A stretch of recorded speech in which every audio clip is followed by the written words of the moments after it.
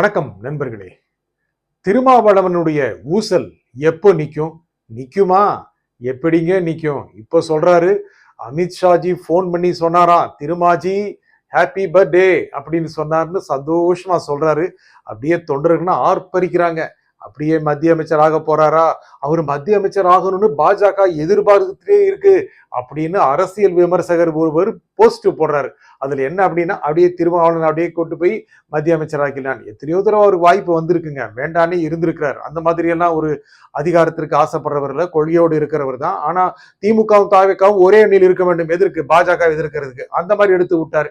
என்ன காரணம் அப்படின்னா, முக்கியமாக அரசியல் விமர்சகர் ஒருவர் சொல்றாரு, சிதம்பரம் விழுப்புரம் தொகுதிகளில் மக்களவை தேர்தலில் விசிக ஜெயிக்கணும் அப்படின்னா திமுகவோட ஆதரவு வேணும்னு திரும்ப நினைக்கிறாராம். அப்படி சொல்றாரு. அப்படி ஒரு கட்டமைப்பு உருவாக்குறாரு. அந்த மாதிரி நெரேட்டிவை செட் பண்றாரு. அப்படிலாம் இல்லைங்க. வருகின்ற மக்களவை தேர்தலில் சிதம்பரம் விழுப்புரம் தொகுதியில் தாவேகா அணி வெல்லக்கூடிய வாய்ப்பு அதிகம் இருக்கிறது. அதுல திருமாவளவனும் ரவிக்குமாரி ஜெயிக்கலாம். தாவேகா வாய்ப்பு தான் ரொம்ப அதிகமா இருக்குங்க. அதனால ஆனா திருமாவளவன் என்ன சொல்றாரு, இப்போ நேரத்துக்கு ஒண்ணு சொல்றாரு, காலையில் ஒண்ணு சாயந்தரம் ஒண்ணு, தாவேகா ஆட்சி 5 ஆண்டுகள் நீடிப்பதற்கு நாங்கள் உறுதுணையாக இருப்போம். அப்புறம் நாங்க தாவேகா அணியில் இல்லையே அப்படிங்கிறார். நாங்கள் திமுகவுடன் நட்போடு இருக்கிறோம். தினமும் ஒண்ணு சொல்றாரு.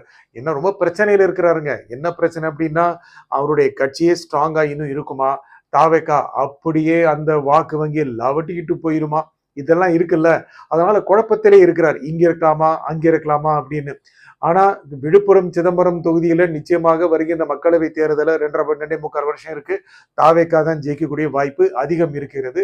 திருமாவுடைய மனதை மாற்றுவதற்கான நடக்கின்ற முயற்சிகள் இதெல்லாம்.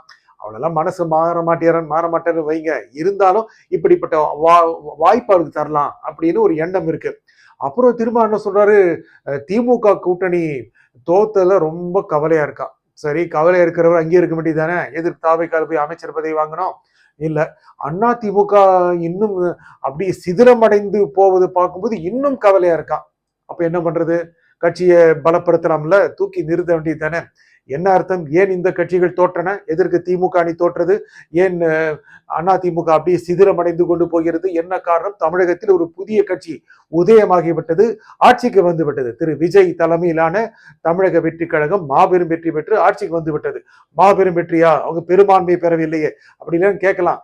கட்சி ஆரம்பித்து 2.25 ஆண்டுகளில் ஒரு தனித்து நின்ற ஒரு கட்சி வென்று இந்தியாவில் சாதனை படைத்திருக்கிறது. மறுக்க முடியாதுங்க. ஃபேக்ட். யாரையும் பாராட்ட வேண்டிய புகழ வேண்டிய அவசியம் கிடையாதுங்க. ஃபேக்டை நம்ம பேசுறோம். அதுல யார் போய் சேர்ந்தாங்க? திமுக அணியில் இருக்கலாம் போய் சேர்ந்தாங்கல்ல. அப்பெல்லாம் கவலைப்படலையோ? போய் தாவேகா அணியில் இருந்தபோது இல்லை குடியரசுத் தலைவர் ஆட்சி வந்துவிடும், பாஜக பின் வாசல் வழியாக வந்துவிடும். என்னதான் நீங்க சாஜாப்பு சொன்னாலும் கூட போய் ஆட்சியில் இருக்காங்கல்ல, திரு வன்னியரசு அமைச்சர் தானே, இங்க வர சொல்லுங்க பாப்போம் திருமாவளவன் அவர்களை. அவரை இல்லை நாம் ஆதரவை விலக்கி விட்டு முடியுமா? அது தவறா சொல்லல. திரு திருமாவளவன் மிகச்சிறந்த அரசியல்வாதி, நல்ல ஒரு அறிவார்ந்த அரசியல்வாதி. திரு வன்னியரசும் மிகச்சிறந்த ஒரு போராளி, நல்ல சிந்தனை பலம் கொண்டவர். நாங்கள் எல்லாரையும் நாங்க சேர்த்துதான் சொல்றோம். பல ஆண்டுகளாக அவர்களை நான் பேட்டி எடுத்து வந்திருக்கிறேன்.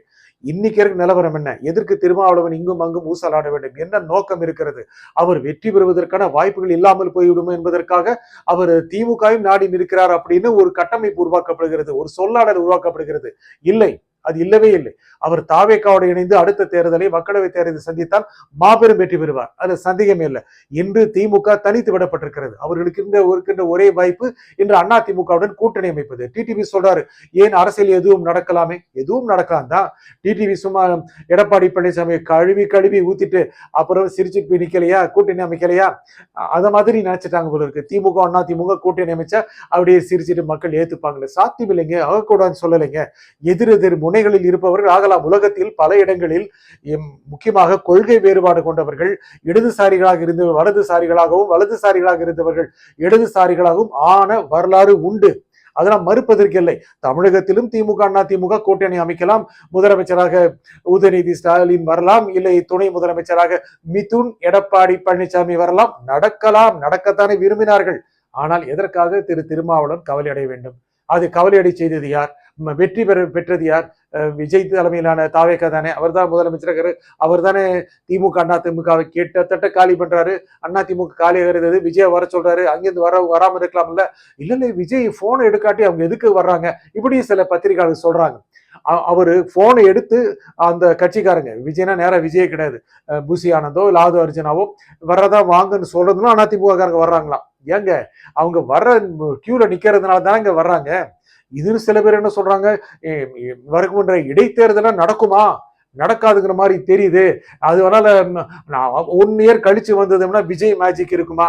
ஏங்க விஜய் மேஜிக் இருக்காதா, இந்த இடைத்தேர்தல் வரவே வராதா, அது என்ன ஆகும், இடைத்தேர்தல் வரத்தா போகுது. இடைத்தேர்தல் வரவில்லை என்றால் திரு விஜய் பெரும்பான்மையோடு நல்லா கம்ஃபர்டபிள் இருக்காருன்னு அர்த்தம். எதிர்மறையாக சொல்ல வேண்டும் என்பதற்கு இது நாம் சொல்லலாம். திருமாவளவனுடைய பிரச்சனை என்ன அப்படின்னா, தன்னை காப்பாற்றிக் கொள்வதற்காக, தன்னுடைய கட்சி காப்பாற்றிக் கொள்வதற்காக கிரவுண்ட் லெவல்ல பட்டியலின சமூக மக்கள் தாவேக பக்கம் போயிட்டாங்க. மறுக்க முடியாது உண்மை. திருமாவளவன் என்ன சொல்றாரு அப்படின்னா, முதலில் எல்லாம் பட்டியலின சமூக மக்களை காசு வாங்கி கொண்டு ஓட்டு போடுவார்கள் என்று சொல்வார்கள், அவர்கள் இந்த முறை சினிமா மோகத்தில் ஓட்டு போட்டு விட்டார்கள் என்று சொல்கிறார்கள் அப்படின்னு சொல்றாரு. என்ன அது மாதிரி இல்ல, அது சொல்றதுக்கு என்ன சொல்றாருன்னா, திமுகவுடைய 59 இடங்கள் கிடைப்பதற்கும் விசிகா தான் காரணம். அங்கே ஒரு டாட்டா போட்டு வச்சுட்டாரு, உங்களுக்கும் அதான் காரணம், உங்களுக்கும் நான் தான் காரணம். ரொம்ப கஷ்டம் சார். இந்த மாதிரி இருந்தா 2 பேருமே நம்ப மாட்டாங்க. யார் நம்ப மாட்டாங்க, திமுகவும் நம்ப மாட்டாங்க, தாவேகா நம்பவே இல்லை. ஆனா திருமாவளவன் அவர்களுக்கு வேறு வழி இல்லை, தாவேகாவை தான் ஆதரித்தாக வேண்டும். அதுதான் ஆட்சியில் இருக்கிறது. அதிகாரத்தில் இருக்கின்ற சுவையை பலத்தை யார் தருவார்கள், திமுக தரவில்லையே. திமுக என்று ஆட்சிக்கு வருவது என்று கொடுப்பது. அதற்காக திமுகவின் நட்போடு தான் இருக்கிறோம், திமுக நல்ல நினைவோடு இருக்கிறோம். திரு வன்னியரசு அடிச்சு தூக்குறாரு, நாங்க பேசணும்னா துரோகம், நாங்க பேசினா தாங்க மாட்டீங்கிறாரு. திருமாவளவன் அப்படியே சாஃப்டா பெடல் பண்ணிட்டு இருக்கிறார். அவருக்கு தெரியாத அரசியல் இல்லை. ஆனா 2 பக்கமும் துண்டை போட்டு வைக்கலாம் நினைக்கிறது அரசியல் ஒன்னும் ஆகாதுங்க.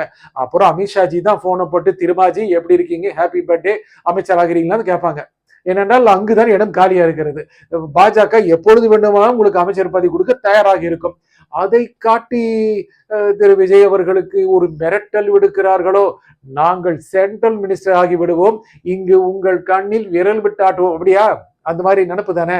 அந்த மாதிரி இருந்தாலும் திரு விஜய் அவர்கள் சைலண்டா செக் வைப்பாரு. ஆனா அவருக்கு தான் தெரியும், டாக் லெஸ் ஒர்க் மோர். அதனால இது எல்லாத்தையும் புரிந்து கொண்டுதான் அரசியலுக்கு வருகிறார். யாராக இருக்கட்டும், அவர் சினிமா நடிகர் தான். ஒருவர் அரசியலில் பெரிய ஆளாக வருவதாக இருந்தால் எந்த அளவுக்கான அரசியல் சிந்தனையை ஊன்ற வேண்டும், எந்த அளவுக்கு இன்வெஸ்ட் பண்ணும். செல்வி ஜெயலலிதா அப்படிதான் சொன்னாங்க, என்னங்க சினிமாவில் இருந்தவங்க அரசியல் கட்சிக்கு என்ன வந்து டெரரா இருந்தாங்கல்ல, எல்லாரும் பார்த்தோம்ல.